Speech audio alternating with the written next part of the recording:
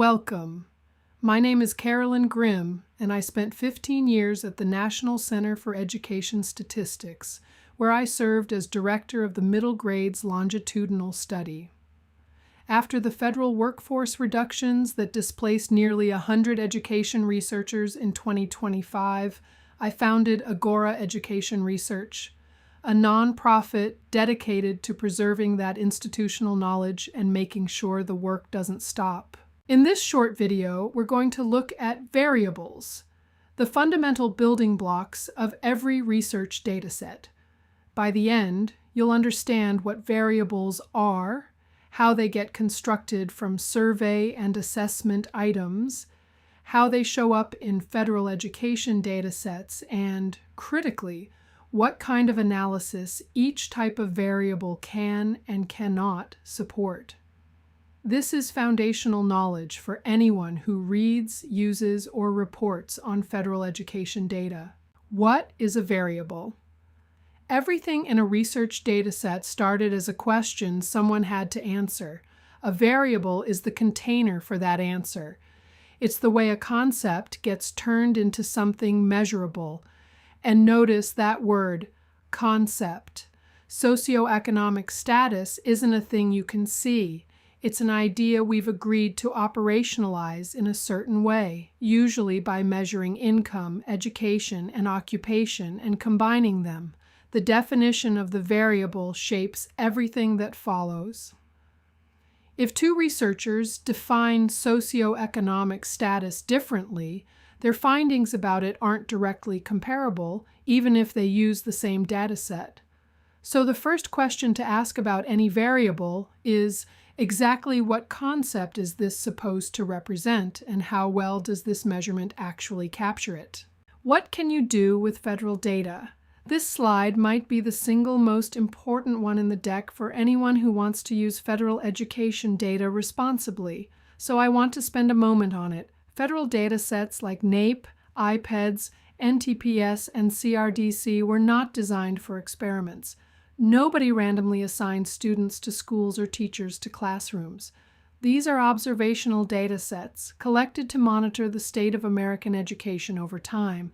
That means the analysis has to match the design.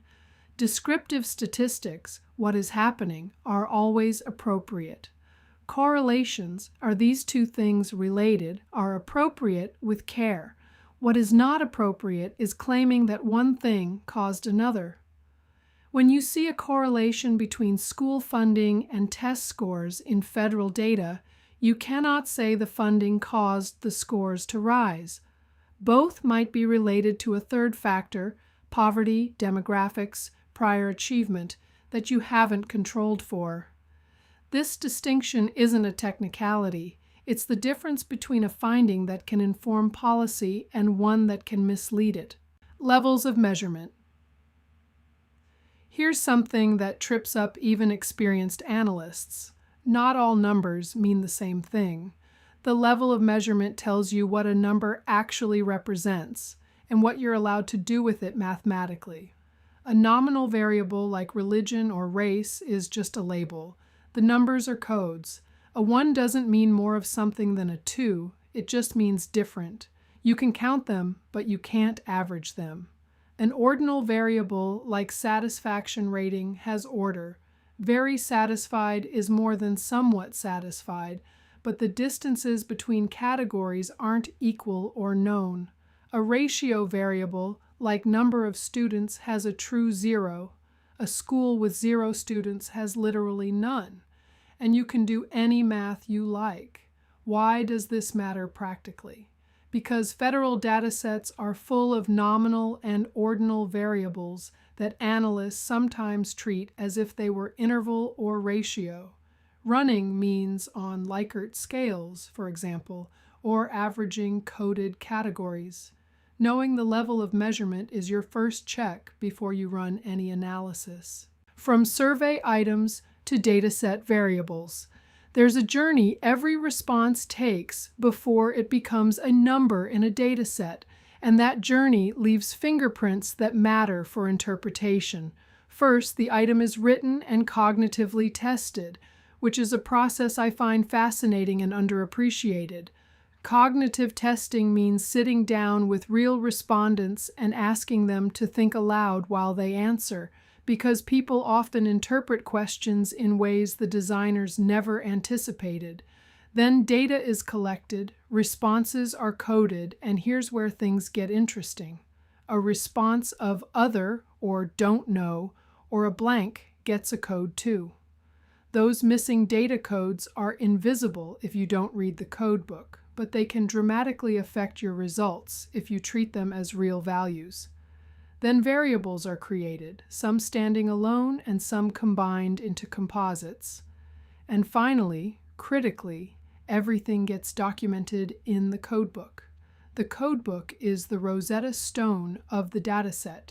If you skip it, you are essentially reading in a language you don't fully understand. Indicator, scale, and index. This is the slide I most want you to remember. These three concepts, indicator, scale, and index, represent three fundamentally different things that often get conflated in education research, sometimes with real consequences. An indicator is a single question measuring something directly observable. How many years have you taught is an indicator. It's straightforward, atheoretical, no underlying theory needed. The answer is the thing. A scale is something else entirely. A scale is designed to measure a latent construct, something theoretical that you can't directly observe, like engagement or job satisfaction or conscientiousness. No single question can do that reliably. You need multiple items designed together with evidence that they actually measure what you think they measure. When a federal dataset includes a scale, it should come with validity evidence. When it doesn't, be skeptical. And then there's an index, which looks like a scale but is built on a different logic. Items in an index don't share a cause, they share a consequence. The items in a poverty index, low income, poor housing, low education, aren't caused by some underlying poverty factor. They are all consequences of the same difficult conditions. Understanding which type you're looking at changes how you build it, how you validate it, and how you interpret it. Latent constructs. I want to focus on latent constructs for a moment because they are everywhere in education research and because they are frequently mishandled. A latent construct is a characteristic you cannot directly observe. Academic achievement, teacher efficacy, student belonging, school climate, none of these are things you can see or count directly. You can only infer them from observable responses. NAEP reading scores are a latent construct. They are not a count of right answers. They are a statistical estimate of reading ability, modeled from how students responded to dozens of carefully designed items using a technique called item response theory. That process is sophisticated and it matters. It means NAEP scores are not just averages. They carry measurement uncertainty, which is why they come with standard errors and should never be compared without accounting for those. The deeper point is this. When someone uses a single survey question to represent a latent construct, one question to measure student engagement, for example, they are almost certainly undermeasuring it. One item is not a scale. This is a standard I spent years working to embed in federal education research, and it's one of the things Agora is committed to carrying forward. The Codebook. The Codebook is unglamorous, but it is non-negotiable. Every federal dataset ships with one, and the first thing any responsible analyst does is read it before touching the data. Let me give you a concrete example of why. A variable in a federal dataset might have values 1, 2, 3, and 9. If you don't read the codebook, you might not know that 9 means legitimate skip. The respondent wasn't supposed to answer this question based on a prior response. If you run a mean that includes 9 as a real value, your result is wrong. The universe field is equally important. It tells you which respondents were even asked a given question. In complex surveys, not everyone answers everything. A teacher survey might have items that only appear for elementary teachers or only for teachers in public schools. The universe defines the denominator. Get it wrong and your percentages are off. The Codebook is where variables get their full names, their value labels, their missing codes, and their context. It's also where you find out whether a variable was derived, imputed, or collected directly. That distinction, as we'll see on the next slide, matters a great deal. Composite variables in federal datasets.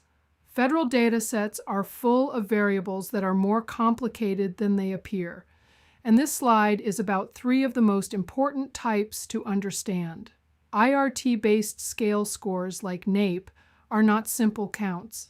They are estimated using sophisticated models that account for the difficulty of each item, the way items relate to each other, and the probability of a student at a given ability level getting a particular item right. You cannot replicate a NAEP score by summing raw responses. The measurement model is part of what makes the score valid. Composite survey indexes are a second type. When NTPS reports a school climate composite, that composite was constructed from several survey items. The key question to ask is whether the composite was built from a theoretically grounded scale with validity evidence, or whether someone averaged a bunch of loosely related items for convenience. Both look the same in the data file. And then there are imputed variables, values that were statistically estimated to fill in where data was missing. Imputed values are designed to correct for non-response bias at the population level. They should not be used for individual level analysis, and you should always check whether a variable you are analyzing was imputed, because it affects how you report uncertainty around your findings. Variables are how we translate concepts into data, and the quality of that translation determines everything that follows. A well-constructed variable with a clear definition, appropriate level of measurement, a thoughtful item design, and proper documentation produces findings you can trust. A poorly constructed one, or one that's misinterpreted because the analyst didn't check the codebook or understand how it was built, produces findings that look authoritative but aren't. That gap between looking trustworthy and being trustworthy is exactly what Agora Education Research exists to close. My background in psychometrics, the science of measurement, is what I bring to this work, and it's what I'll be bringing to the courses we are developing through the Agora Research Academy. We have 2, in particular, that go much deeper into the territory we've touched on today. Survey Research 101, which will take you inside the design and fielding of the kind of surveys that produce federal education data, and Psychometrics 101, which will cover measurement theory, scale development, validity, and reliability in depth. We hope you'll join us. Thank you.